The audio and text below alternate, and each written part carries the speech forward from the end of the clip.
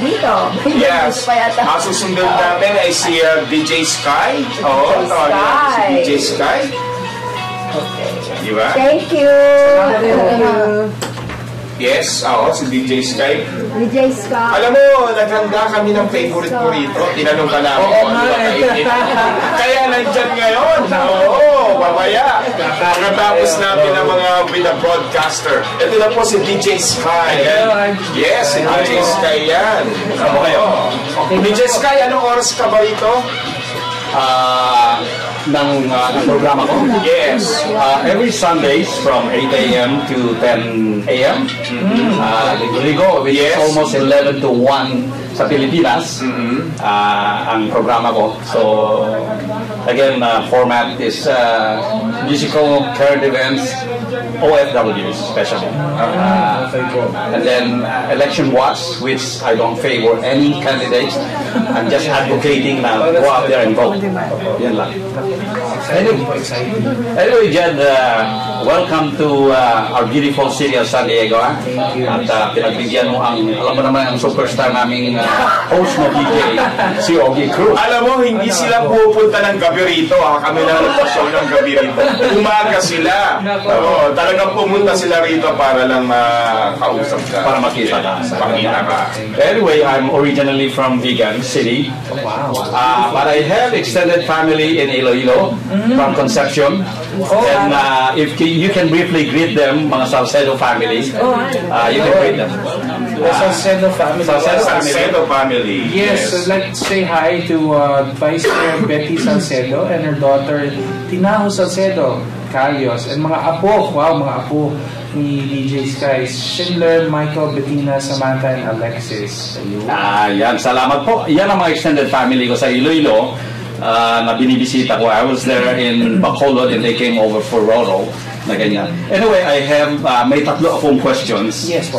Simple questions lang naman. And, huwag lang po mat. And I do appreciate your I watched you at ASAP 2008, by the way. Okay. I was there and I saw you, and that's about 3 years after you won the World Championship of Performing Arts in Los Angeles. And you have a very, talaga yung progression ng career mo from the Voice of Asia in 2003, winning that in Kazakhstan. Yes, well. And winning out of those about 13 countries na winners mo na and you were given by the Main Hill award production with the along with George Benson and Billy Joel for the Lifetime Award. So you're in line with them. Those and then nanalo ka pa na kasi pinaka-popular ka sa 3 days na running ng internet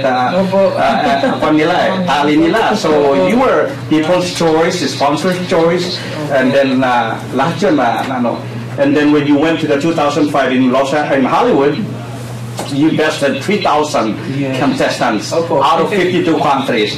That is, at saka 6 categories, you won first place in all those 6 categories. Kaya bigla ka nag-flashback ng mga pangyayari dati. Kaya very admirable ang records mo. And siyempre yung range ng boses mo talagang I believe one of your entourage here was saying 3 octaves. And I believe they characterizes as a counter tenor. Yes. Yung boses mo. Kasi nung narinig kita sa ASAP 2008, taas naman ang boses. And I remember your shoes. Yung pointed shoes mo ba? Anyway, my 3 simple questions again.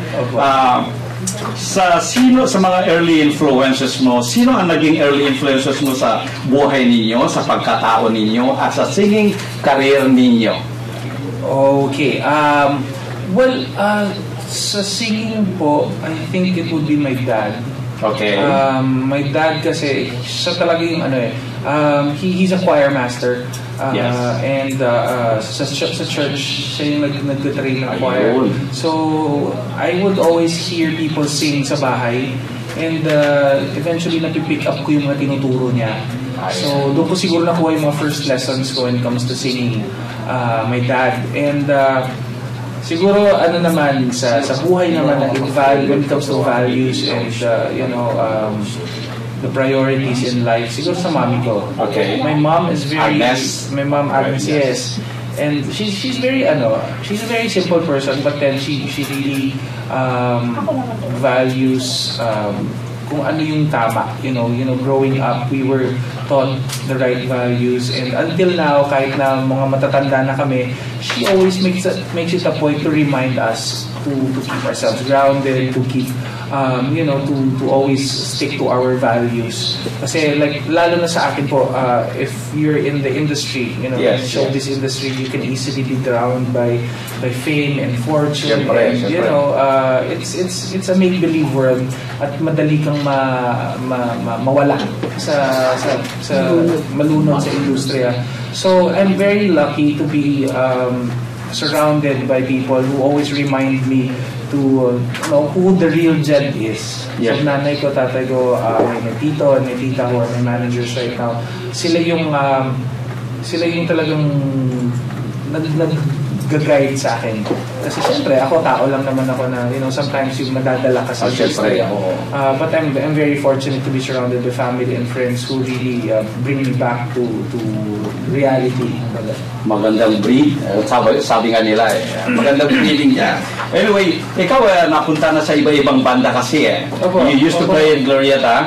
Yes. Used to play in back in Iloilo also with your bands. Yes. Na ganyan. So at some point, there is always, if you have to pick one event in your career o sa buhay mo na game changer, so to speak, maybe giving you a break or something like that. Ano sa palagay mo?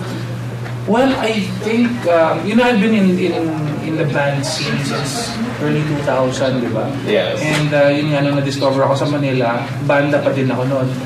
But, and it was very difficult to break through sa mainstream na showbiz. Yes. But I think what really, kumbaga, changed everything was the World Championships.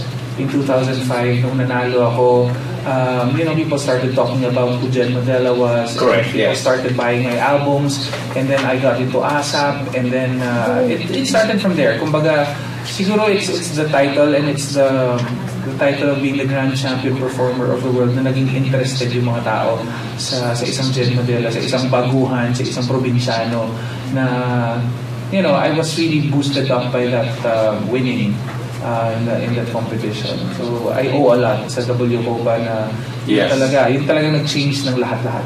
Kasi ikaw nga nawardan ng Miss Voice of Asia sa male vocalist in 2003. And then when you garnered that 6 major awards sa World Championship of Performing Arts, number 1 ka in 6 categories, best in 3,000 contestants in 52 countries. Talagang mahirap pantayan yun. Thank you very much. Ang huling tanong ko is, how would you like to be remembered by your family, by your fans, and this world? Well, first sa family ko siguro, I would like to be remembered as somebody who made them proud. Okay. Somebody who really put the name, our family name in this world. Kumbaga, something that people will always remember, not just me, but my entire family. Kasi hindi lang naman ako to the reason why I'm here is because of my mom and my dad. Yes. Talagang they brought me up na pinalaki nila ako ng ganito. And even my family members na talagang sila yung sumusuporta sa akin. Family will always be number one. Of course, yes. Compared to whoever comes into my life. So, I just want my family to be proud of me and proud of what I do. And, just to bring honor sa pamilya ko. And of course, sa fans ko naman, I want them to remember me as somebody who made them happy through my music. Very good. Yes. Well, I know that a lot of us, we go through life with, may mga problema, may mga hang-ups minsan, and tayo mga Pinoy especially, we always turn to entertainment. We always turn to music to kind of ease the problems, yung mga kahirapan sa buhay. And I would like to be remembered by my fans as somebody who really sang for them. Na kinantahan sila para maaliw at for even just for a moment na mawala muna yung mga problema nila sa buhay at ma-enjoy nila ang music, di ba? And sa world, Medyo malaki-laki ata. O pang-international ka, hindi ka naman pag-local eh. Well, I would like to be remembered by the world as somebody who brought color into the world through his music. Amen. Perfect. Yes, again, just for parting shot, para sa akin, you can do the rap on that one. Alright. Ako po si Jed Madela at makinig kayo parati sa internet radio show ni DJ Sky na DJ Sky on the Air dito sa Radyo Filipino America, your only internet radio station. Ayan. Salamat po, Jet, and the rest of the entourage. Thank you very much for coming in here and giving us good feeling seeing you in person. And courtesy of our superstar DJ host, Ogie Cruz, coming in sa Showbiz Watcher. And pagpaunlakan dito sa Radyo Filipino America, your only internet radio station. At makinig kayo. Hopefully, I get to see you in the Philippines one of these days. Yes, po. Salamat po. See you on Friday. Yes. Oh, see you on Friday. Yes. Jet, meron ng request kasi meron kaming station ID rito na kung saan lahat ng nagiging guest namin sinasabi to. Like for example, hi, this is Jet Madela at kayo po'y nakikinig sa Radyo Filipino America. Promise ha? And then our technical technician, may re-record mo yan. Sige po. So, game na po. Okay. 1, 2, 3. Hi, this is Jed Madela at kayo po ay nakikinig sa Radyo Filipino America. Promise ha? Wow! Ang galing naman maka sa ulo. Okay.